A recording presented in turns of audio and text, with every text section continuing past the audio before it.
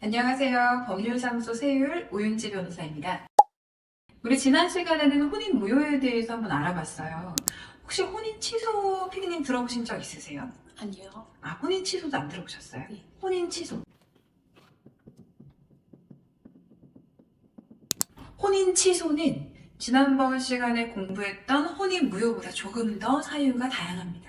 그렇다고 해서 이혼처럼 많이 쓰이는 절차는 아니고 혼인 취소도 딱 민법에 규정해 놓은 사유들이 있기 때문에 오늘은 어느 경우에 혼인 취소를 한번 주장해 볼 수 있을까? 여기에 대해서 알아볼게요. 첫 번째. 만 18세가 되기 전에는 사실은 혼인신고를 할 수가 없습니다. 중학생이야. 근데 남자를 너무 사랑해. 그래서 우리 사이 이 정도면 충분하다. 혼인신고했어. 그러면 취소할 수 있습니다. 근데 18세를 넘는 순간 그때는 사실은 혼인신고를 할 수가 있어요. 근데 또 하나. 만 18세는 넘었지만 미성년자의 경우. 혹시 우리나라 미성년자가 몇 살부터인지 아세요? 미성년자가 몇 살까지인지 모르시나요? 미성년자는 만 19세까지가 미성년자입니다.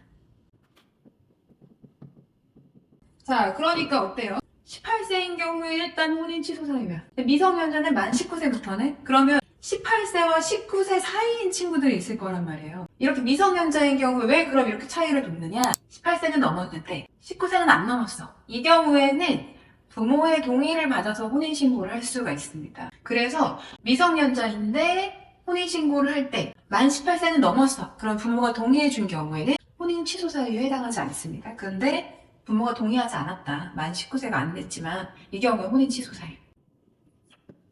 사실은 이거 외에도 직계 인척 관계에 있다 해서 저번에 혼인 무효 사유에 말했던 것처럼 가까운 사촌지간인데 인척 이런 경우에도 역시 혼인 취소 사유에 해당하는데 이제 그 경우에 사실 흔치 않으니까 바로 다음 사유로 갈게요. 제일 많은 건 사기.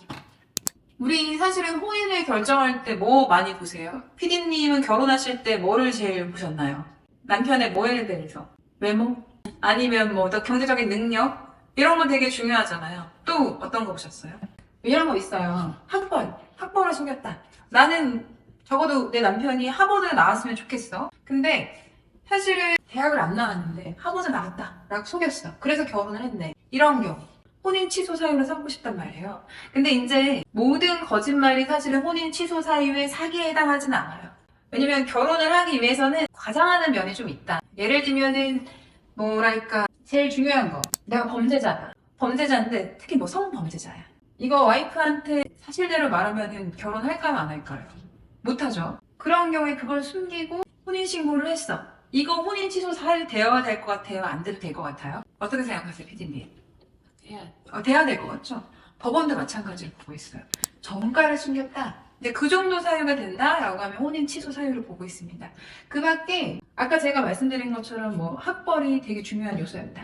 아니면 남자의 집안, 경제적인 사정 이런 것들을 엄청나게 중요한 요소로 삼고 중매 결혼을 했어. 보통 중매 결혼에서 이런 게 많이 문제가 되거든요. 중매 결혼 같은 경우에는 연애 결혼과 좀 달리 조건을 굉장히 중요한 요소를 보고 결혼을 한단 말이에요. 근데 알고 봤더니 그 중요한 조건이 다 거짓말이야. 그 경우에 혼인 취소 사유로 삼고 있습니다. 보통은 남자가 미국 대학을 나왔다고 속여요. 그리고 우리 시댁 미국에 있다. 우리 집 미국에 있고 미국에서 굉장한 부자로 잘 살고 있고 나 미국에서 쭉 공부한 다음에 한국 나와서 이제 일하려고 한다. 그러니 너희 집에서 날 좀 도와달라 해가지고 결혼을 했는데 알고 봤더니 다 거짓말이야. 이런 경우 정도 되면 법원에서 혼인 취소 신청을 했을 때 인정을 해줍니다. 혼인 취소 사유로 예를 들어 내가 사기로 결혼을 당했다. 이렇게 주장을 했는데 법원이 안 받아들여주는 경우가 있을 수 있잖아요. 사실은 우리가 굉장히 중요하게 생각하는 결혼 요건이 하나가 있습니다. 바로 외모예요. 나한테 외모를 속였다. 이 경우에 과연 사기로 인해서 혼인 취소 사유가 될까? 이런 게 좀 헷갈릴 거란 말이에요. 대표적인 건 뭐가 있을 것 같으세요? 피디님 생각하는 가장 중요한 외모 사유. 남편이 뭘 속이면 가장 속상하세요? 머리요? 좋습니다. 맞아, 대머리. 가발을 쓰고 만났어. 그래서 외모가 그럴듯해. 그리고 심지어 혼인 기간 동안에도 가발을 너무 잘 써가지고 대머리인지 몰랐네. 근데 어느 날 바람이 너무 심하게 부는 태풍이 온 날 가발이 벗겨졌어. 그래서 알게 된 거야. 남편이 대머리인 걸. 안 되겠다. 나는 외모가 너무 중요하고 우리 아이들한테 미칠 유전적인 요소가 굉장히 중요한데 대머리랑은 살 수가 없다라고 해서 혼인 취소할 수 있어요.